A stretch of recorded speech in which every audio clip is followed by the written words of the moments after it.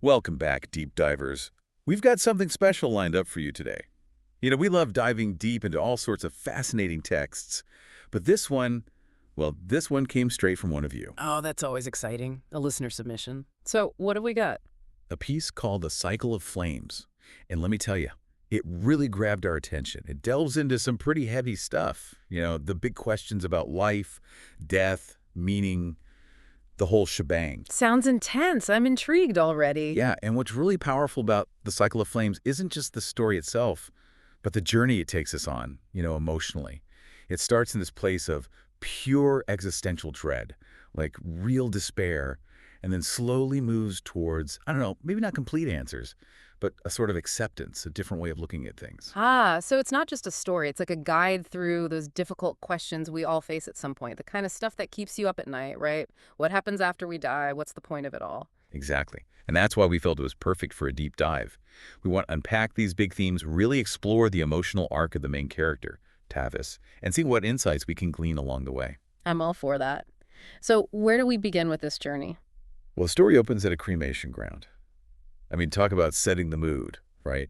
You immediately get this sense of finality, the cycle of life and death. Uh, And we meet Tavis, our protagonist, who's not just observing this ritual, he's completely consumed by it. Consumed by it, huh? I guess that makes sense, given the theme of the story. Death is kind of staring him in the face, right? It is, and he's wrestling with that fundamental uncertainty.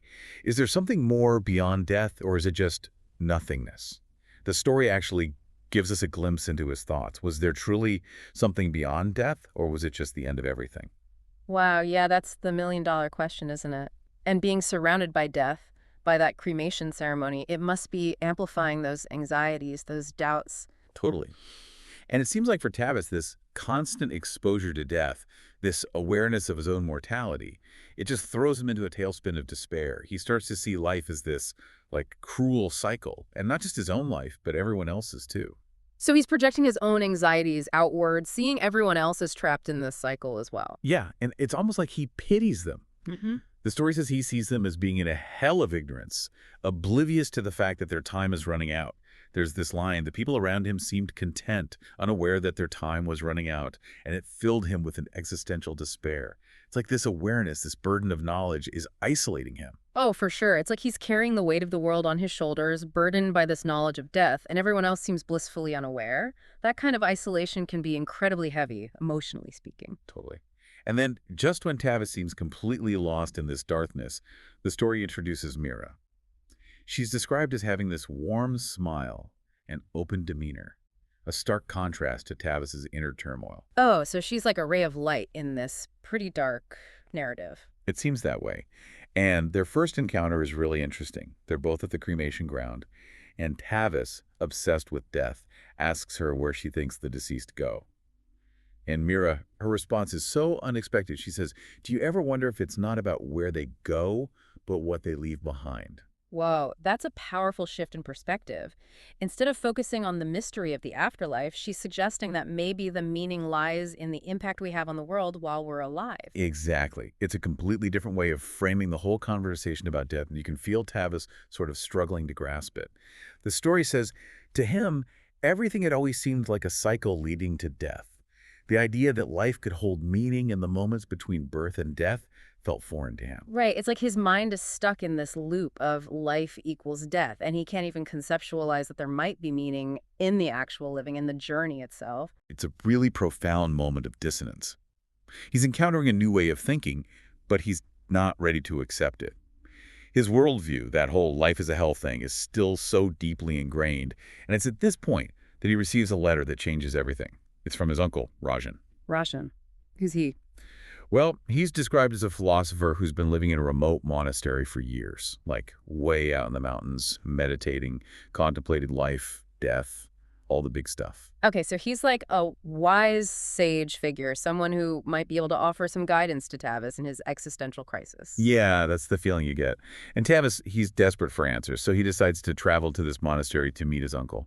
The description of this place is pretty amazing, too. It's like it exists outside of time, filled with incense and the sounds of nature, like a true sanctuary. Sounds peaceful. A far cry from the cremation grounds and Tavis's inner turmoil. I can imagine that shift in environment having an impact on him even before he meets his uncle. Totally. And then, when Tavis finally meets Rajan, he finds him in the garden, beneath this ancient tree, like something out of a storybook. Mm-hmm. Raja, he's just, calm, his eyes are knowing, and he just looks at Tavis and says, "You've come to seek answers, I presume." Simple, but so loaded. Like, he gets it. He understands why Tavis has journeyed all this way. Yeah, there's this immediate sense of understanding, like Rajan has been expecting him, like he's seen this kind of struggle many times before. And they sit down, and Tavis, he just pours out all his anguish, all his doubts about life and death, and Rajan, he just listens patiently. And then I'm guessing comes the wisdom. It does. Rajan, he starts talking about how life and death, they're not separate things, but two sides of the same coin. Mm-hmm. He says, and this imagery is so striking, they are connected, like the flame and the smoke that rise together when something is burned. Oh, I love that. It's such a simple yet profound image, right? Like, you can't have one without the other. Death is a natural consequence of life, just like smoke is a natural consequence of fire. Exactly. And it starts to challenge Tavis's very black and white view of things. He's so focused on death as the end, but Rajan is presenting it as an inseparable part of a larger process. And how does Tavis react to that? Well, he's still struggling. He wants concrete answers, but Rajan keeps telling him that what happens after death, it is not something that can be understood with the mind alone, Tavis. It is something felt within the heart. Ooh, that's interesting. It's like he's suggesting that some truths, especially about life and death, can't be grasped through logic or reason alone. It's more about intuition, feeling, maybe even faith. Right.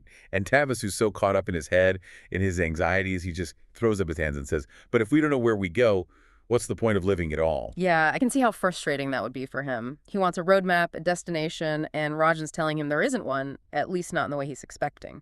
And Rajan's response to that question, it's the real turning point of the story. He says, the point of living is not in the destination, but in the journey. It's in how we choose to live, how we make each moment meaningful.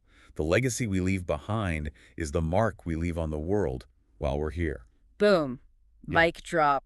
That's such a powerful statement. It completely reframes the whole purpose of life, right? It's not about reaching some endpoint, but about how we live, how we connect, how we contribute. Totally. It's like Rajan is saying, forget about obsessing over the afterlife. Focus on the life you're living right now. Make it count. And you can feel this starting to sink in for Tavis. So what happens next? Does he have this sudden epiphany, or is it more of a gradual shift? It's more gradual. The story shows Tavis spending time at the monastery, absorbing Rajan's teachings, meditating, just being in that peaceful environment.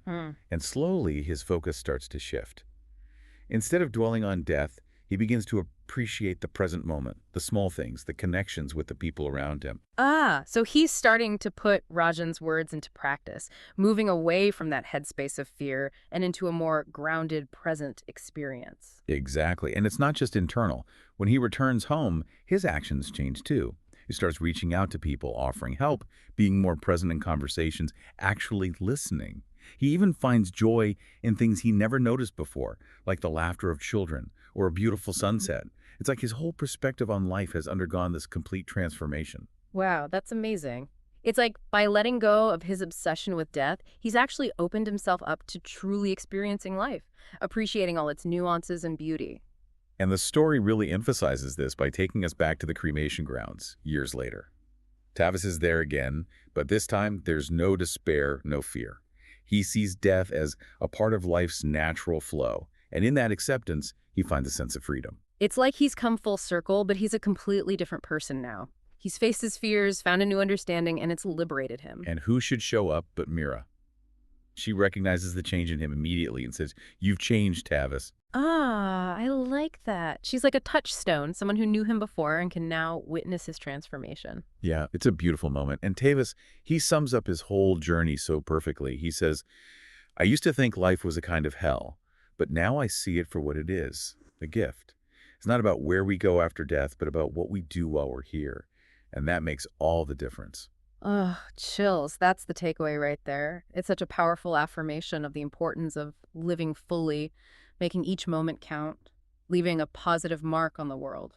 And the story ends with Tavis and Mira standing together, watching the flames of the cremation pyre. But it doesn't feel morbid or depressing. It feels hopeful, like they've both reached a deeper understanding about life and death and how they're intertwined. Beautiful. So, after all that, after this whole deep dive into the cycle of flames, what are we left with? What's the core message for our listeners? I think it's about perspective, right? Tavis started out so fixated on death, so consumed by the fear of the unknown, that he couldn't see the beauty and meaning in the life he was living. But through his journey, through his encounters with Mira and Rajan, he learns to shift his focus, to appreciate the present moment, and to find purpose in the connections he makes and the impact he has on the world. Yeah, and it reminds us that the meaning of life isn't some grand, predetermined thing waiting for us at the finish line. It's something we create day by day through our actions, our relationships, our contributions, however big or small. And that's a really empowering message, isn't it? It means we have agency, we have the power to shape our lives and leave a positive mark on the world. Absolutely. So, deep divers, we'd love to hear your thoughts on this. What resonated with you from The Cycle of Flames? How do you define a meaningful life? What kind of legacy do you hope to leave behind? Let us know. Thanks for joining us on this incredibly thought-provoking deep dive. Until next time, keep exploring, keep questioning, and keep living with purpose. And keep those listener submissions coming. We love hearing your perspectives and diving into these profound topics together. Absolutely. See you all next time on The Deep Dive.